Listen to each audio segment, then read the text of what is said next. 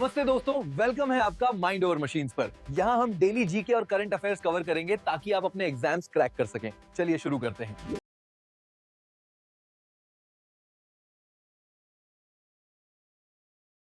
नमस्कार।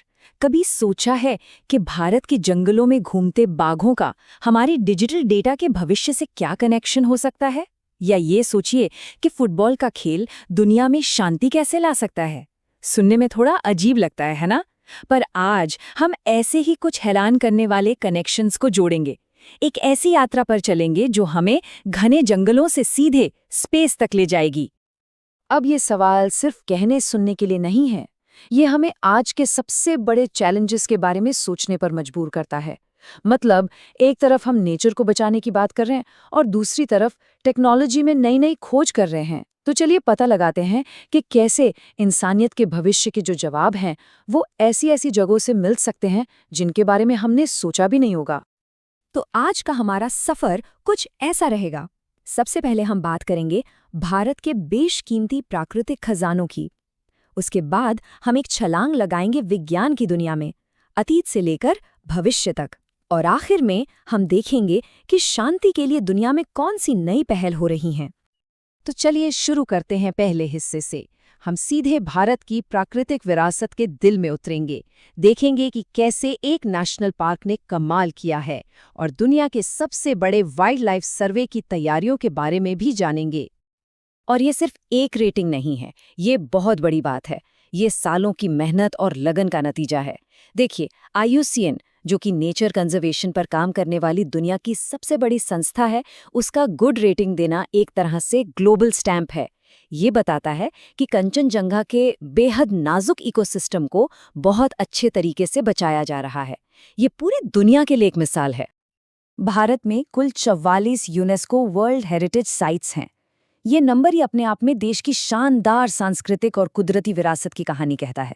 लेकिन एक दिलचस्प बात यह है कि इन 44 में से एक साइट ऐसी है जो सबसे अलग है, अपनी एक खास कैटेगरी में आती है। यहाँ देखने से पता चलता है कि ज्यादातर साइट्स या तो कल्चरल है या फिर नेचुरल, लेकिन कंचनजंगा वो अकेला मिक्स्ड साइट है। इसका मतलब क्या हुआ? इसका मतलब ये है कि इसे सिर्फ इसकी बेमिसाल कुदरती खूबसूरती के लिए ही नहीं, बल्कि इसके गहरे आध्यात्मिक और सांस्कृतिक महत्व के लिए भी पहचाना गया है। और यही बात इसे सच में बहुत खास बना देती है। तो एक प्रोटेक्टेड जगह की बात तो हो गई, अब बात करते हैं एक प्रोटेक्टेड जानवर की। साल 2026 में भारत एक बहुत बड़ा काम शुरू करने जा रहा है, अपने टाइगर्स की गिनती के लिए दुनिया का सबसे बड़ा वाइल्ड लाइफ सर्वे। ये कॉन्जर्वेशन साइंस की दुनिया में एक मील का पत्थर साबित होने वाला है। 2022 के सेंसस से हमें एक झलक तो मिली थी, जिसमें मध्य प्रदेश सबसे ज्यादा बाघों के साथ टॉप पर था। लेकिन असल और बड़ी तस्वीर तो ये है, दुनिया के 75% टाइगर्स भारत में रहते हैं।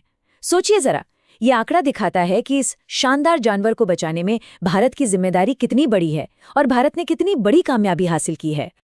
तो जिंदगी को बचाने से अब हम आगे बढ़ते हैं जिंदगी को समझने की तरफ। यानी नेचर कॉन्जर्वेशन से अब हम छलांग लगा रहे हैं साइंस की दुनिया में। यहाँ हम देखेंगे कि जिंदगी का सबसे बुनियादी कोड क्या है और वो कौन सी टेक्नोलॉजी है जो हमारे भविष्य को एक नया आकार दे रही हैं। हर जिंदा चीज के अंदर एक कोड छिपा होता है, एक तरह का ब्लूप्रिंट। जेम्स वॉटसन और फ्रांसिस क्रिक ने इसी कोड को क्रैक किया था जब उन्होंने DNA के डबल हेलिक्स स्ट्रक्चर की खोज की। और ये कोई मामूली साइंटिफिक खोज नहीं थी, ये एक क्रांति थी। इसने दवाइयों से लेकर फोरेंसिक साइंस तक सब कुछ हमेशा के लिए बदल दिया। इसने हमें जिंदगी के राज खोलने की चाबी दे दी। तो जिंदगी के बायोलॉजिकल कोड से अब आते हैं हमारे डिजिटल कोड पर।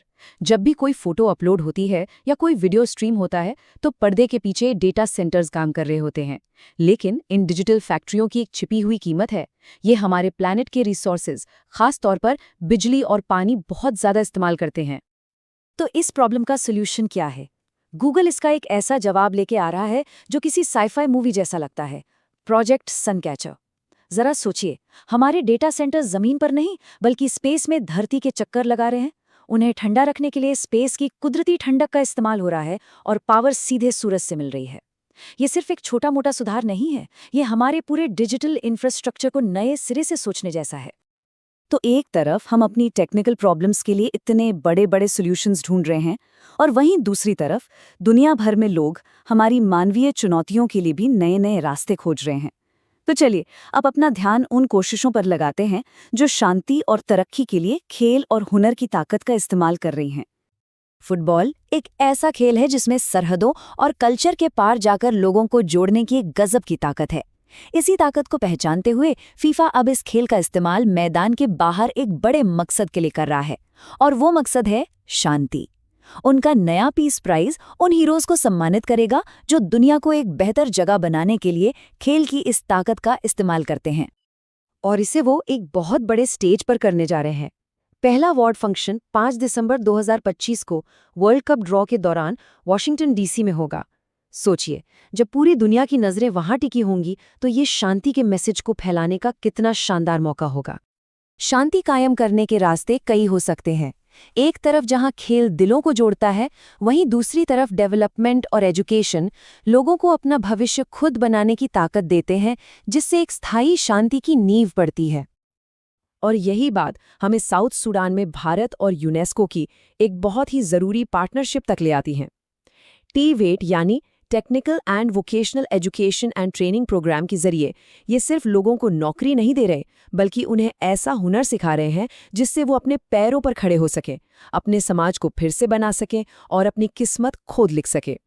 ये सिर्फ कुछ स्किल्स की लिस्ट नहीं है, ये एक पूरी कम्युनिटी के लिए लाइफलाइन है।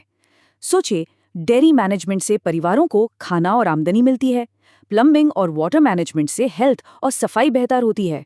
ये है असली जमीनी विकास जो एक एक इंसान को मजबूत बनाकर एक बेहतर कल की नींव रख रहा है।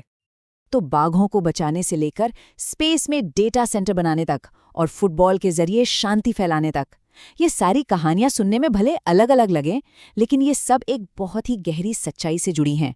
वो ये कि आज के इस मुश्किल दौर में हमारे सबसे ताकतवर हथियार हैं नॉलेज, कंजर्वेशन और कोऑपरेशन, यानी ज्ञान, संरक्षण और सहयोग। तो इस सफर के आखिर में हम उसी बड़े सवाल पर वापस आते हैं।